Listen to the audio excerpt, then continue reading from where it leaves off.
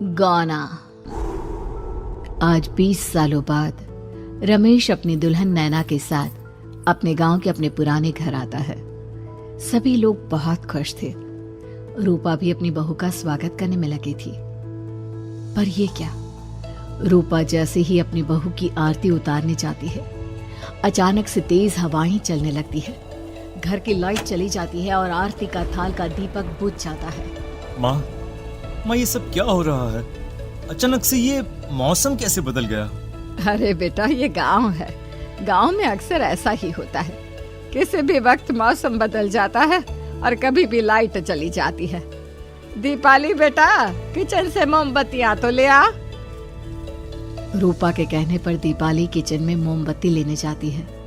Light ना होने की वजह से घर में काफी अंधेरा था, इसलिए दीपाली अपने फोन का टॉर्च ऑन करती है और टॉर्च ऑन करते ही उसे महसूस होता है जैसे कोई उसके सामने से गुजरा हो।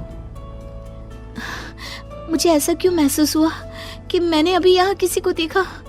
क्या सच में यहाँ कोई था या ये सिर्फ मेरा वहम था? अरे दीपाली बेटा, मिले कि नहीं मोमबत्ती? हाँ माँ, बस अभी लाती हूँ। दीपाली सारी बातों को भूलकर मोमबत्ती जलाती है और जैसे ही मोमबत्ती लेकर वापस बाहर जाने के लिए पीछे मुड़ती है तो उसके सामने एक 10 साल की छोटी बच्ची खड़ी होती है। उस बच्ची की एक झलक देखते ही दीपाली डर जाती है और जोर जोर से चिल्लाने लगती है। तभी अचानक से लाइट आ जाती है। दीपाली की आवाज सुनकर शंकर और छोटा भाई पवन उसके पास पहुंचते हैं। क्या हुआ दीपावली बेटा? पापा, मैंने किसी को देखा। दीदी यहाँ पर कोई नहीं है। अंधेरे में वहम हुआ होगा आपको। अब चलो, दरवाजे पर भैया भाभी कब से खड़े हैं। दीपाली भी इसे अपना एक वहम समझकर सबके साथ बाहर चली जाती है, जहाँ वो लोग अपनी भाभी का स्वागत करते हैं। नैना अपने पैरों से कलश को गिराकर थाल में पैर रखती है और घर के अंदर जाती है। सब घर के अंदर चले जाते हैं। भाभी, मैं आपकी ननद नहीं, आपकी छोटी बहन और फ्रेंड की तरह हूँ। इसलिए कभी भी आपको ये लगे कि भैया आपको सता रहे हैं तो आप उनकी शिकायत मुझसे कर देना। हाँ। भाभी भैया की शिकायत करे या ना करे, पर मुझसे और माँ से तेरी शिकायत जरूर करेगी। सभी आपस में बैठकर हंसी मजाक कर रहे थे। नैना भी घूंघट किए अपने बिस्तर पर बैठी थी। वो सब आपस में बात कर ही रहे होते हैं कि तभी उन्हें एक अजीब डरावनी आवाज सुनाई देती है और कमरे की खिड़की अपने आप ही खुल जाती है। मुझे इसीलिए गांव पसंद नहीं। गांव में ऐसी ही डरावनी आवाजें आती हैं। मैंने तो सुना है गांव में बहुत सारे भूत भी होते हैं और इस मौसम को पता नहीं क्या हो रहा है। मुझे तो बहुत डर लग रहा है। मैं तो अपने कमरे में जा रही हूँ सोने। बाय भाभी, हम कल बात करेंगे। अब सब अपने कमरे में सोने चले जाते हैं। नैना अपने कमरे में बिल्कुल अकेली थी। कुछ देर बाद रमेश अपने कमरे में आता है और देखता है कि नैना खिड़की के पास खड़ी होकर बाहर की ओर एक टक नजरें लगाकर देख रही थी। क्या हुआ नैना? बाहर क्या देख रही हो? मैं बाहर का मौसम देख रही हूँ रमेश जी। इस मौसम को देखकर ऐसा लग रहा है जैसे आज कोई अपना बदला लेने के लिए आया है। तुम क्या बोल रही हो? मेरी कुछ समझ में नहीं आ रहा। और वैसे भी रात काफी हो चुकी है, अब हमें भी सो जाना चाहिए। चलो। इतना बोलकर रमेश सोने के लिए बिस्तर पर लेट जाता है, पर नैना अब भी खिड़की के पास ही खड़ी होती है। रमेश के सो जाने के बाद नैना अपनी सास के कमरे में जाती है और अपनी सास के पास बैठकर रोने लगती है, जिसे सुन सास की नींद खुल जाती है। बहू, अरे क्या हुआ बहू? तू इतनी रात को यहाँ मेरे कमरे में बैठकर रो क्यों रही है? मम्मी जी, आपने मुझे क्यों नहीं अपनाया? आपको पता है, आपकी वजह से मुझे और मेरे परिवार वालों को गांव वालों के कितने ताने सुनने पड़े। तू मेरी बहू नहीं है? कौन है तू? मम्मी जी, मैं आप ही की बहू हूँ। आपने मुझे अब भी नहीं पहचाना? इतना बोलते ही नैना की आंखें लाल हो जाती हैं। वो जोर जोर से हंसने लगती है। मौसम का रुख बदल जाता है। कमरे की खिड़कियां और दरवाजे अपने आप ही खुलने और बंद होने लगते हैं। देखते ही देखते नैना हवा में उड़ने लगती है और वो अपनी आंखों के इशारे से अपनी सास को भी हवा में लटका देती है। तेरी वजह से मुझे और मेरे घर वालों को ताने सुनने पड़े। तुमने जो पाप किया है, तुझे उस पाप की सजा मिलेगी और अब तेरी इस गलती की सजा तेरा पूरा परिवार भुगतेगा। इस तरह से नैना बड़ी ही बेरहमी से अपनी सास को मार डालती है और आराम से अपने कमरे में जाकर सो जाती है। अगली सुबह जब घर वालों को कमरे में रूपा की लाश मिलती है तो उन लोगों के पैरों तले जमीन खिसक जाती है। कल तक माँ बिल्कुल ठीक थी, फिर अचानक ऐसा क्या हुआ रात को कि माँ हम सबको छोड़कर चली गई। सारी गलती मेरी है। बेटे की शादी की खुशी में मैं ही रात को घर वापस नहीं आया और चला गया अपने गांव के दोस्तों से मिलने। अगर रात को मैं अपनी रूपा के साथ होता तो शायद आज वो हमें छोड़कर न जाती। घर में शोक का माहौल पसर गया था, पर नैना को इस बात से कोई फर्क नहीं पड़ रहा था और ये बात कहीं ना कहीं पवन को भी समझ में आ रही थी। अब ऐसे ही कुछ दिन बीतते हैं और 1 महीने के अंदर ही अंदर शंकर की भी मौत हो जाती है। पहले माँ छोड़कर चली गई और अब पिताजी। क्या हो गया है हमारे घर को? पता नहीं किसकी नजर लग गई है। भैया ये घर सही नहीं है। हम जब से इस घर में आए हैं कुछ न कुछ बुरा ही हो रहा है। हमें यहाँ से वापस शहर चले जाना चाहिए। जहाँ रमेश, दीपाली और पवन का रो रो कर बुरा हाल था, वहीं नैना अपने कमरे में बैठी आराम से मेकअप कर रही थी। दीदी मुझे तुमसे कुछ बात करनी है। मुझे लगता है कि इन सब के पीछे भाभी का हाथ है। पवन तू ये सब क्या कह रहा है? तू होश में तो है ना? अगर भैया भाभी ने तेरी ये बकवास बात सुन ली तो उनके दिल पर क्या गुजरेगी? तू भाभी पर इतना बड़ा इल्जाम कैसे लगा सकता है? दीदी आप खुद ही देख लो ना, हम जब से इस घर में आए हैं सब कुछ बदल गया है। शादी से पहले नैना भाभी ऐसी बिल्कुल नहीं थी, पर अब वो किसी से बात नहीं करती, ज्यादातर अकेले अपने कमरे में ही रहती है और कभी उनसे बात करो भी तो न जाने कैसी अजीबोगरीब तरह की बातें करने लगती हैं। तू पागल हो गया है? आप समझती क्यों नहीं है दीदी? देखो ना, हमारे घर में मौत का सिलसिला शुरू हो गया है, पर भाभी को कोई फर्क नहीं पड़ रहा। वो अभी भी मेकअप कर रही हैं, आराम से खाना खा रही हैं। और दीदी आपको पता है, जिस रात माँ की मौत हुई थी ना, उस रात मैंने भाभी को माँ के कमरे में जाते हुए देखा था। पवन की बातें सुन अब दीपाली के मन में भी शक पैदा होने लगता है और वो इस बारे में रमेश से बात करती है। रात को सब साथ में बैठकर खाना खा रहे थे, तभी कौन हो तुम और तुम ये सब क्यों कर रही हो? क्यों सबकी जान ले रही हो? रमेश जी ये आप क्या कह रहे हैं? मैं भला मम्मी जी पापा जी की जान क्यों लूंगी? मैंने कब कहा कि तुमने माँ पापा की जान ली? नैना, तुम तो मेरी पत्नी हो, तुम थोड़ी किसी को मारोगी। नैना, तुम नैना ही हो ना? रमेश की ये बात सुनते ही नैना खाना छोड़कर गुस्से में सबको देखने लगती है। नैना की गुस्से भरी आंख को देखकर तीनों भाई बहन डर जाते हैं। तभी नैना जोर जोर से हंसने लगती है। मैं ही तो हूँ, आपकी पत्नी गौरी। गौरी का नाम सुनते ही रमेश के होश उड़ जाते हैं। आखिर कौन है ये गौरी? क्या है इस घर और घर वालों का राज?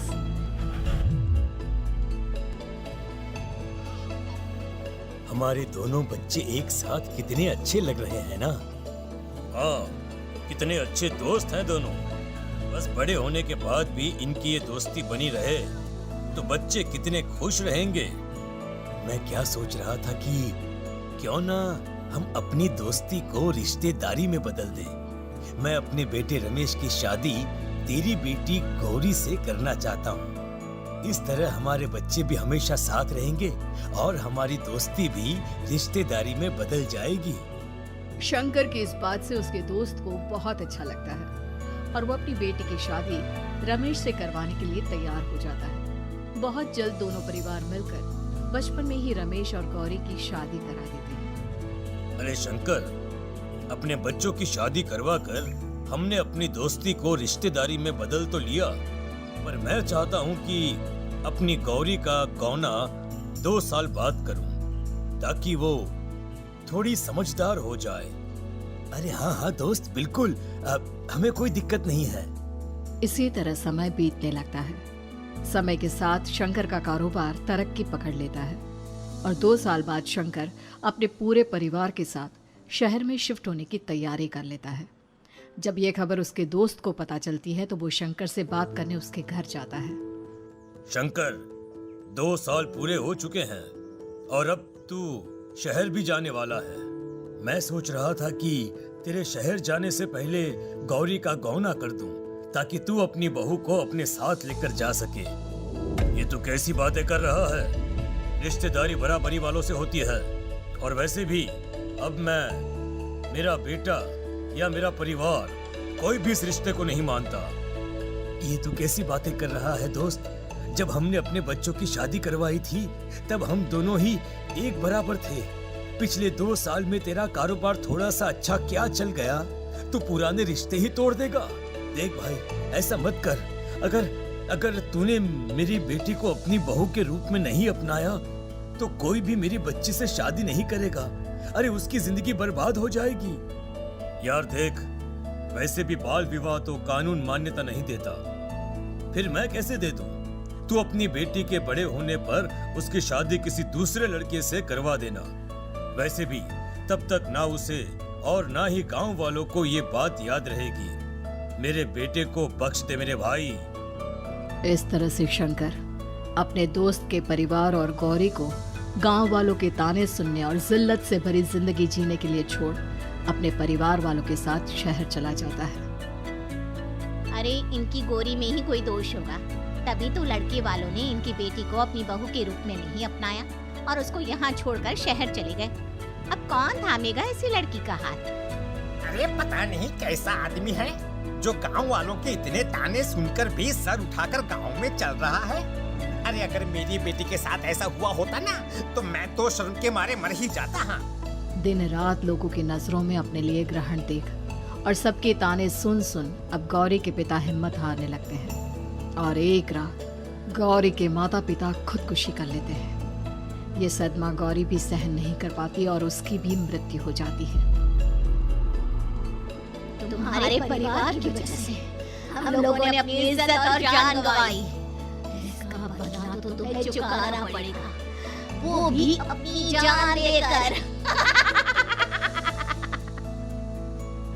हंसते हुए अब नैना हवा में उड़ने लगती है। नैना अब पूरी तरह से बदल चुकी थी। गौरी की आत्मा उसके शरीर पर हावी हो चुकी थी। उसकी आंखें सफेद, पैर उल्टे, चेहरा काला और बाल बिखर गए थे।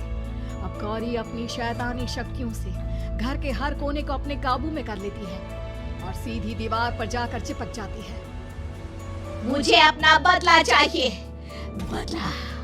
बदला लूंगी मैं तुम सबको खत्म कर दूंगी। गौरी इतनी तेज चिल्ला रही होती है कि उसकी आवाज से घर के सारे कांच टूट जाते हैं। सामान इधर उधर गिरने लगता है और ये सब देखकर तीनों भाई बहन के होश उड़ जाते हैं। बचाओ, भागो, भागो। उन तीनों को अपनी जान बचाने के लिए यहाँ से वहाँ भागता देख गौरी जोर जोर से हंसने लगती है। तभी दीपाली घर से बाहर निकलने लगती है, जिसे देख गौरी गुस्से में अपनी शक्तियों से तुरंत घर का दरवाजा बंद कर दीपाली को हवा में उड़ा देती है। बाहर भागेगी, मुझसे बचकर भागना चाहती है? कोई नहीं बचेगा, आज तुम सब मरने वाले हो। अचानक घर में भूतिया आवाजें गूंजने लगती है, तेज हवाएं चलने लगती हैं। सोफा, टेबल, कुर्सी सब हवा में उड़ने लगता है। ये सब देखकर रमेश, दीपाली और पवन की रूह कांप जाती है। घर में ये सब होते हुए और अपनी बहन को हवा में उड़ते हुए देख रमेश और पवन को भी समझ में नहीं आ रहा था कि वो क्या करे, कैसे अपनी जान बचाए। इतने में गौरी अपनी आंखें दीपाली की तरफ करती है और अपनी शैतानी शक्तियों से उसका गला दबाने लगती है। भागने का बहुत शौक है ना, अब मैं तुझे इस दुनिया से ही भगा दूंगी। इतना बोलकर गौरी दीपाली को उठाकर फेंक देती है और दीपाली दीवार से टकराकर नीचे गिर जाती है। दीपाली के पूरे शरीर में चोट के निशान होते हैं और वो उठ भी नहीं पाती। दोनों भाई भागते हुए अपनी बहन के पास जाते हैं। ये तो बस शुरुआत है, मैं तुम तीनों को तड़पा कर मारूंगी। अरे अरे पर हमने क्या किया है? हम तीनों भाई बहन तो निर्दोष हैं। गलती तो हमारे माता पिता ने की थी और उन्हें तुम पहले ही मार चुकी हो, फिर हमारे पीछे क्यों पड़ी हो? पवन के इतना बोलते ही गौरी एक हवा के झोंके की तरह उसके पास आती है और उसका गला पकड़कर उसे हवा में उठा देती है और रमेश को गुस्से भरी नजरों से देखती है। गलती मेरे परिवार की नहीं थी, पर सबको बोलना पड़ा। मैं किसी को नहीं छोड़ूंगी। गौरी पवन को हवा में उछाल देती है, जिस पर कमरे की छत से टकराकर जमीन पर आकर वो गिरता है। इसके सर और शरीर पर जगह जगह चोट लग जाती है और खून बहने लगता है, जिसे देख अब रमेश से चुप नहीं रहा जाता। गौरी, तुम्हारा गुनहगार मैं हूँ। तुम्हारी शादी मुझसे हुई थी। अगर तुम्हें बदला चाहिए तो मुझसे लो। मेरे भाई बहन को छोड़ दो। तुम मुझे मार दो। मरना तो सबको पड़ेगा। अरे पर इसमें उन दोनों की कोई गलती नहीं है। प्लीज, मैं मानता हूँ कि तुम और तुम्हारे परिवार के साथ जो कुछ भी हुआ वो गलत था, पर गौरी, मैं प्लीज मेरे भाई बहन को छोड़ दो। उन्हें तो इस बात के बारे में कुछ भी पता नहीं है। उनका इस सबसे कोई लेना देना नहीं है। तुम और तुम्हारा परिवार यही चाहता था ना कि मैं तुम्हें अपना लूं। उस समय मैं बच्चा था। मेरे पास इतनी समझ नहीं थी, पर आज मैं तुम्हें तुम्हारे इसी रूप में अपनाता हूँ। मेरे साथ जो करना है कर लो। बस मेरे भाई बहन की जान बख्श दो उनकी जान। रमेश की ये बात सुनकर गौरी का गुस्सा थोड़ा शांत होता है। ठीक है, मैं तुम्हारे भाई बहन को नहीं मारूंगी, पर तुम्हें मरना होगा और तुम्हारी आत्मा को मेरे साथ शादी करनी होगी। मुझे मंजूर है। अब रमेश गौरी के साथ छत पर जाता है और छत से नीचे कूद जाता है। रमेश के मरते ही गौरी उसकी आत्मा को अपने साथ ले जाती है और इस तरह से रमेश खुद मरकर अपने भाई बहन को बचा लेता है।